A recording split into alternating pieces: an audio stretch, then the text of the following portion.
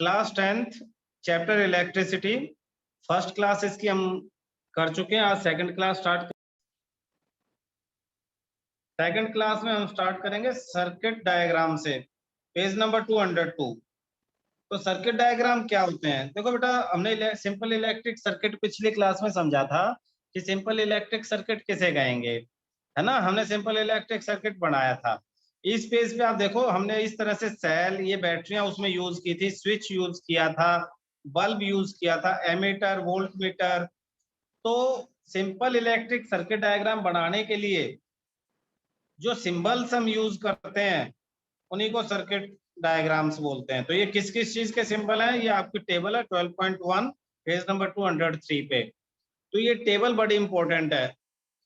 तो इसमें क्या है, इसमें अलग अलग सर्किट डायग्राम है, किस किस के हैं। सबसे पहले देखो इलेक्ट्रिक सेल, तो मैं याद कराने की कोशिश करूंगा। इलेक्ट्रिक सेल में एक साइड, ये देखो, एक साइड बड़ी और एक साइड छोटी। जो बड़ी साइड है वो पॉजिटिव, वहां पे प्लस लिखेंगे, छोटी साइड के पास में लिखेंगे माइनस, नेगेटिव। इसी तरह से बैटरी, तो बैटरी सेल अकेला, और बैटरी मतलब तीन सेल लग बना देंगे, एक दो तीन, बड़ी लाइन छोटी लाइन, फिर छोटी लाइन को मिला दो अगली बड़ी लाइन से, फिर छोटी लाइन, फिर छोटी लाइन को अगली बड़ी लाइन से। तो तीन सेल आपने यहाँ पे सीरीज में लगा दिए, plus minus plus minus plus minus. तो सबसे पहले शुरू के प्लस को दिखा दो, लास्ट के माइनस को। थर्ड है प्लग की स्विच ओपन, ओपन मतलब खुला हुआ, खुला हुआ इन द सेंस अब बल्ब ग्लो नहीं कर रहा है, सर्किट कनेक्ट नहीं है। जैसे हम यहाँ स्विच ऑफ करते हैं ना, फैन ऑफ कर देते हैं, बंद कर देते हैं, तो वैसा है ये ओपन, इसे ओपन बोलते हैं। क्लोज्ड, क्लोज्ड के अंदर यहाँ थोड़ा सा कंफ्यूजन हो सकता है, पेपर में आएगा स्विच बनाओ क्लोज्ड। तो क्लोज्ड का मतलब, आप इसे क्लोज्ड की हिंदी करोगे तो क्लोज्ड का मतलब बंद करना। तो बंद करना तो आप ऐसा बना दोगे जिससे फैन को बंद करते हैं, ऐसा नहीं है। क्लोज का मतलब है स्विच को क्लोज कर दिया, close in the sense connect कर दिया। कनेक्ट करने से सर्किट जो है कंप्लीट हो जाएगा, करंट फ्लो करेगा, हमारा बल्ब जो है वो ग्लो कर जाएगा। तो क्लोज के लिए बीच में डॉट बना देते हैं। वायर ज्वाइंट, अगर वायर को ज्वाइंट करके दिखाना है हमें किसी डायग्राम में, तो ये एक वायर दूसरा वायर और ये ऐसे सर्कल बना देंगे डार्क कलर का, यहाँ ज्वाइंट है। एक वायर दूसरे वायर को क्रॉस कर रहा है बिना ज्वाइंट के, तो एक वायर सीधा और दूसरा वायर इसके ऊपर इस तरह से। तो ये जो है एक वायर दूसरे वायर को क्रॉस करता है बिना ज्वाइंट के। इलेक्ट्रिक बल्ब, ये बल्ब का डायग्राम है। रजिस्टर्स, ये रजिस्टर इस तरह से। रजिस्टर क्या है, ये तुम आगे पढ़ोगे। रजिस्टर एक ऐसा कंपोनेंट है जो करंट की स्पीड कम करता है सर्किट के अंदर। जैसे ब्रेकर जैसा दिखाई दे रहा है ना, ये गाड़ी की स्पीड कम करता है, ऐसे ये करंट को कम करता है। दूसरा है रियोस्टेट। रियोस्टेट क्या है, वेरिएबल रजिस्टर, जिसका रेजिस्टेंस हम चेंज कर सकें। फैन को कम या ज्यादा करने के लिए आप जो रेगुलेटर का यूज करते हो, ये वही है। करंट कम या ज्यादा करते हैं इससे हम, रेजिस्टेंस चेंज करके।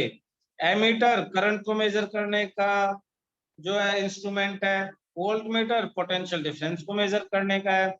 इसमें एक तरफ प्लस लिखते हैं, एक तरफ माइनस, इसमें भी एक तरफ प्लस एक तरफ माइनस। जो प्लस लिखा है वो बैटरी के पॉजिटिव साइड की तरफ होगा और माइनस नेगेटिव साइड की तरफ होगा, ठीक है।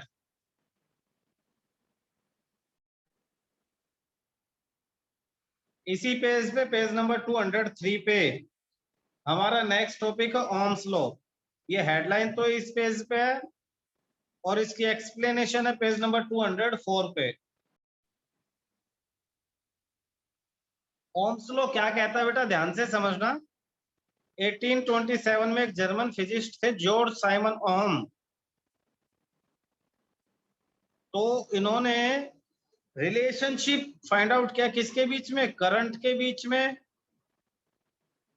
ठीक है। I current flowing metallic wire and potential difference, और पोटेंशियल डिफरेंस भी।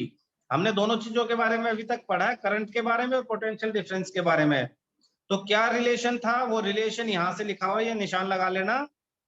कहता है कि पोटेंशियल डिफरेंस जो है किसी भी वायर के अक्रॉस, किसी इलेक्ट्रिक सर्किट के अंदर, वो डायरेक्टली प्रोपोर्शनल है, सीधा संबंध रखता है किससे, करंट से। कब, अगर टेम्परेचर सेम रहे तो। अगर आप टेम्परेचर को ना बदलो तो पोटेंशियल डिफरेंस और करंट डायरेक्टली प्रोपोर्शनल है। डायरेक्टली प्रोपोर्शनल का मतलब अगर एक इंक्रीज होगा तो दूसरा भी इंक्रीज होगा, एक बढ़ेगा तो दूसरा बढ़ेगा, और एक कम होगा तो दूसरा भी कम होगा। तो V प्रोपोर्शनल टू I, इसे हम लिख सकते हैं V अपॉन I। अगर दोनों की वैल्यू को डिवाइड कर दे तो हमेशा एक कांस्टेंट वैल्यू आएगी, और उस कांस्टेंट वैल्यू को हमने R का नाम दे दिया। I को दोबारा उधर ही मल्टीप्लाई कर दे तो ये फार्मूला आ गया V equal to I R. बहुत इंपॉर्टेंट फार्मूला, बहुत सारे काम आएगा आगे क्वेश्चंस में। तो जब भी आपको कहें कि ओम्स लॉ को डिफाइन करो तो ये 3 लाइनें लिख देना। कहता है फॉर्मूला बताओ तो formula V equal to I R. कहता है फॉर्मूले को डेराइव करो तो ये 3 लाइनें ये लिख देना। V प्रोपोर्शनल, प्रोपोर्शनल संबंध I से, V upon I constant, V upon I constant की जगह R, तो V इक्वल टू I उधर जाके multiply V equal to I R. इसमें ये R एक नया शब्द आया, V और I को तो तुम पहले से पहचानते हो, V potential difference, I current. R ये जो नया आया इसको रेजिस्टेंस कहेंगे। क्या कहेंगे? रेजिस्टेंस। ये कंडक्टर की एक प्रॉपर्टी है जिससे के अकॉर्डिंग वो रजिस्ट यानी रोकता है करंट को, चार्ज को अपने अंदर से फ्लो करने के लिए। तो क्वेश्चन कैसे आएगा पेपर में? आएगा define Ohm's law, derive it's mathematically, इसे डेराइव करो। VI ग्राफ बनाओ ओम्स लॉ के लिए। तो देखो यहाँ ग्राफ बना रखा है, ये पोटेंशियल डिफरेंस V लिख दो, यहाँ पे A लिख दो, करंट I, और सीधी लाइन ले जाओ, सीधी लाइन जीरो से शुरू करके, जब करंट जीरो होगा V भी जीरो, करंट बढ़ेगा V भी बढ़ेगा। तो ये ओहमिक डिवाइसेस के लिए हैं। ओहमिक डिवाइस किसे कहेंगे? वो डिवाइस जो ओम्स लॉ को मानते हैं उन्हें ओहमिक कहेंगे। नॉन ओहमिक कुछ ऐसे डिवाइसेस भी हैं जो इसे मानते नहीं है, इससे अलग तरह से काम करते हैं, तो ऐसे डिवाइसेस को नॉन ओहमिक कहेंगे। और ऐसे devices non ohm's law, diodes इसका एग्जांपल है, डायोड जिसके बारे में तुम 12th में पढ़ोगे, diode non ohmic devices. Zener diode, GENER, zener diode. तो ये ओम्स लॉ बहुत इंपॉर्टेंट है। V equal to I R paper में बहुत आता है, और इसके ऊपर न्यूमेरिकल बहुत आते हैं, ध्यान रखना। बहुत सारे न्यूमेरिकल इसी फॉर्मूले पे V equal to I R. Next topic हमारा जो SI यूनिट है, किसकी? रेजिस्टेंस की। तो रेजिस्टेंस की SI यूनिट है ओम। अपने बुक में मार्क कर लो ताकि इंपॉर्टेंट चीजें याद रहें।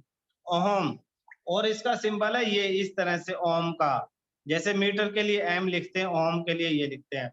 एक बार दोबारा सारा रिवाइज करते हैं। करंट को एम्पियर में मेजर करते हैं, पोटेंशियल डिफरेंस का सिंबल V, SI यूनिट जो है, चार्ज को कूलम में, टाइम को सेकंड में, वर्क को जूल में, और रेजिस्टेंस को ओहम में। तो एक नया सीख लिया आपने, रेजिस्टेंस मतलब ओहम। SI यूनिट ऐसे बनाते हैं, इसे बनाना देख लेना। रेजिस्टेंस का फॉर्मूला, ओम्स लॉ का formula V equal to I R है, तो रेजिस्टेंस I उधर जाके divide, resistance V upon I हो जाएगा। फिर एक क्वेश्चन आ जाता है, define SI unit of resistance. तो कहता है रेजिस्टेंस 1 ओहम कब होगा? रेजिस्टेंस 1 ओहम जब होगा जब पोटेंशियल डिफरेंस 1 वोल्ट हो और करंट 1 एम्पियर फ्लो करे, तो रेजिस्टेंस 1 ओम होगा। ये डेफिनेशन है 1 ओम की। रजिस्टर दो तरह के, रजिस्टर एक डिवाइस है जो रेजिस्टेंस ऑफर करता है। रेजिस्टेंस तो प्रॉपर्टी और रजिस्टर डिवाइस है। रजिस्टर का सिंबल पीछे सिंबल बनाए थे, तो ये सिंबल है रजिस्टर का। रजिस्टर दो तरह के होते हैं, एक फिक्स रजिस्टर और एक वेरिएबल। तो एक कंपोनेंट है रजिस्टर। वेरिएबल वो जिसकी वैल्यू चेंज कर सके, जिसे रियोस्टेट भी कहते हैं, जिसका सिंबल ये था, ये रजिस्टर फिक्स वैल्यू वाला, और वेरिएबल का ये सिंबल अभी हमने पीछे किया था। तो register, it is a device, it is a component which provide resistance. दो तरह के, फिक्स और वेरिएबल। ये फिक्स का सिंबल और ये वेरिएबल का सिंबल। जब पंखे को तेज कम करते हो, प्रेस को कम ज्यादा करते हो, AC कम ज्यादा करते हो, इस वेरिएबल रजिस्टर की वजह से ही ये सब हो पाता है। वेरिएबल रजिस्टर का काम क्या है? ये चेंज कर सकता है करंट को सर्किट के अंदर बिना बैटरी या पोटेंशियल डिफरेंस को चेंज किए। यानी ये रेजिस्टेंस चेंज करके करंट के अमाउंट को चेंज कर देगा, जिससे जो भी आपने अप्लायंस चलाया हुआ है वो उसके आउटपुट कम या ज्यादा हो जाएगी। ठीक है।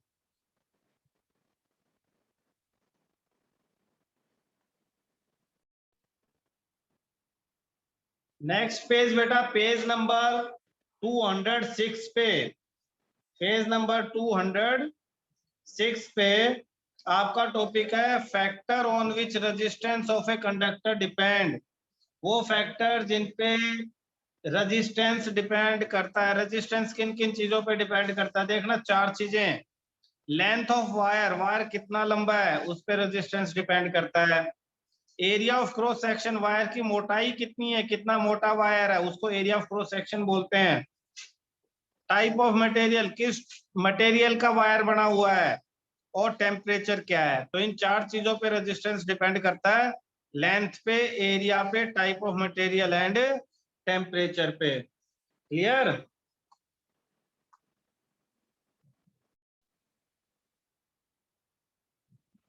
इस पेज पे, पेज नंबर 207 पे हम रजिस्टर का फॉर्मूला डेराइव करेंगे। रेजिस्टेंस, देखो क्वेश्चन कैसे आएगा, डेराइव फॉर्मूला फॉर रेजिस्टेंस।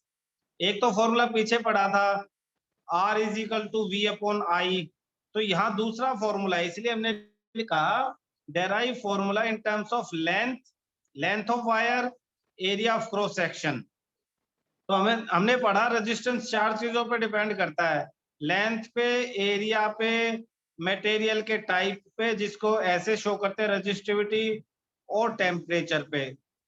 तो हम कहेंगे रेजिस्टेंस लेंथ के डायरेक्टली प्रोपोर्शनल है, वायर की लेंथ बढ़ेगी तो रेजिस्टेंस भी बढ़ेगा। और एरिया के इनवर्सली, एरिया के इनवर्सली का मतलब है अगर वायर पतला हुआ, एरिया कम हुआ तो रेजिस्टेंस ज्यादा हो जाएगा, ज्यादा आर हो जाएगा। और अगर वायर मोटा हुआ तो रेजिस्टेंस कम होगा, कम रेजिस्टेंस।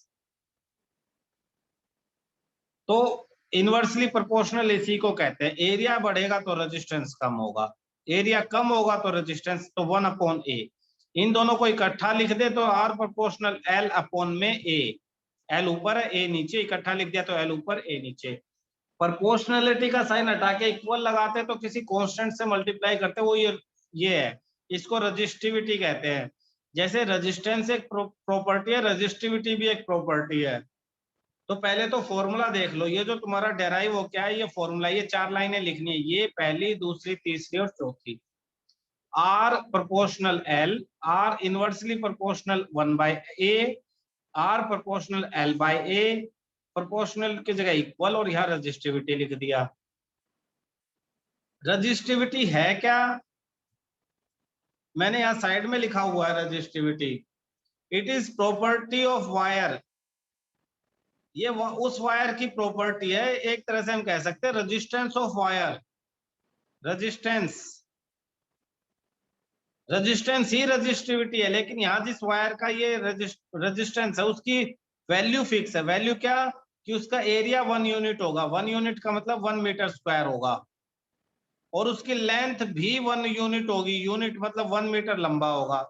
1 मीटर स्क्वायर एरिया अगर हो और 1 मीटर लंबा हो तो ऐसे मटेरियल का जो रेजिस्टेंस है उसे रेजिस्टिविटी कहते हैं।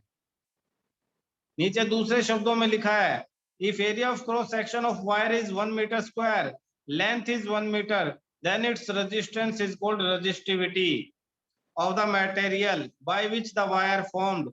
रेजिस्टेंस ही रेजिस्टिविटी के डायरेक्टली प्रोपोर्शनल है। क्लियर है? तो क्वेश्चन कैसे आएंगे, डिफाइन रेजिस्टिविटी आ जाएगा। ऐसा यूनिट ऑफ रेजिस्टिविटी, ऐसा unit of resistivity ohm metre, ohm metre. ऐसा यूनिट ऑफ रेजिस्टिविटी क्या होगी, ओम मीटर होगी। तो कह रहा है उसे डिफाइन करो। आर का formula rho L by A है, तो रो का फॉर्मूला हो जाएगा ए उधर मल्टीप्लाई आर डिवाइड, तो R into A upon L. अगर आर को 1 यूनिट ले लें, एरिया भी 1 मीटर स्क्वायर हो जाए, लेंथ भी 1 मीटर हो, तो रेजिस्टिविटी को हम कहेंगे 1 ओम मीटर। तो 1 ओम मीटर को हमने डिफाइन कर दिया, जो मैंने साइड से पेन से लिखवाया हुआ है, ये सारा आपको अच्छी तरह से आना चाहिए। ये पैराग्राफ आप पढ़ लो, नीचे वाली टेबल में आपको अलग अलग मटेरियल की रेजिस्टिविटी दिखा दी है। ये कह रहे हैं जो कंडक्टर्स हैं इनकी रेजिस्टिविटी तो माइनस में, -8 -8 -8, यानी बहुत कम, यानी ये करंट को फ्लो होने देते हैं। जो एलॉय है इनकी रेजिस्टिविटी भी कम है, लेकिन कंडक्टर से ज्यादा, -8 की जगह -6 होगी। और जो इंसुलेटर है इनकी रजिस्टिविटी बहुत ज्यादा, ये करंट को फ्लो नहीं होने देते। रजिस्टिविटी भी रेजिस्टेंस ही है जो करंट को फ्लो होने से रोकता है, ठीक है।